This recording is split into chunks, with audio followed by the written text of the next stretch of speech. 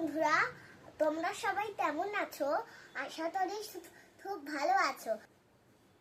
আমরা নতুন ভাবে আরেকটা ব্লগ নিয়ে আপনাদের সামনে হাজির হয়েছি। হ্যালো বন্ধুরা, এই সময় আমরা তো কাঁঠাল খেয়ে থাকি, কিন্তু কাঁঠালের বীজগুলো অবতারেই ফেলবেন না। আজকে দেখাবো কাঁঠালের বীজ দিয়ে সুস্বাদু একটা রেসিপি।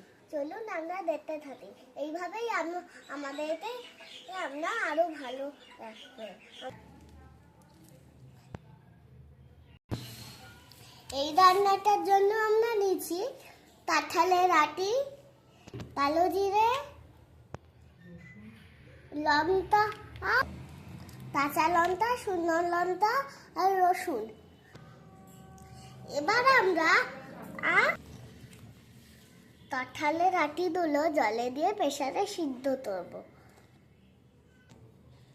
5 থেকে 6 সিটি দেব। কাঁঠালের আটিগুলো সিদ্ধ করে নিয়ে যতটা সম্ভব খোসা ছাড়িয়ে নেব। এবার গরম কড়াইতে দিচ্ছি একটু সর্ষের তেল, কালো জিরে, কাঁচা লঙ্কা, শুকনো লঙ্কা, গোটা রসুন আর গোটা রসুন। এগুলো তেলে একটু ভেজে নেব। এবার সিদ্ধ হওয়া কাঁঠালের আটি আর মশলাগুলোতে একটু ঠান্ডা হতে দেব। এবার কাঁঠালের আটিগুলো মিক্সার মেশিনে দিয়ে দিচ্ছে।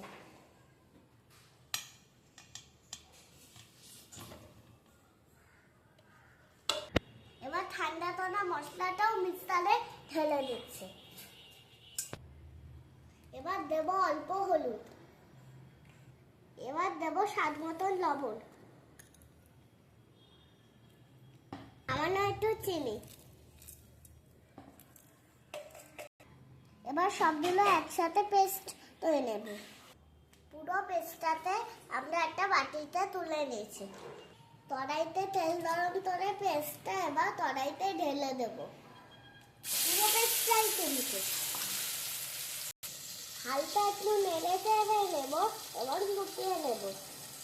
ফুটিয়ে নিলে টেস্টি বেশি হবে, খেতে আরো মজা হবে।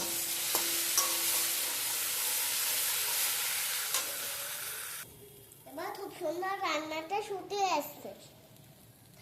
এবার এটিতে আমরা একটা পাত্র তুলে নেব। বন্ধুরা, আমরা এই রেসিপিটার নাম দিলাম কাঁঠালের তলতাটি। এই দেখো, আমি এখন বসে যাচ্ছি গরম গরম ভাত দিয়ে এটাতে খাবো বলে। তোমাদেরও যদি এটা ভালো লাগে তাহলে বাড়িতে তাইটাতে খেয়ে নিও। আজকের মতন টাটা। আমাদের ভিডিওটাতে লাইক, কমেন্ট, শেয়ার করে দিও। টাটা।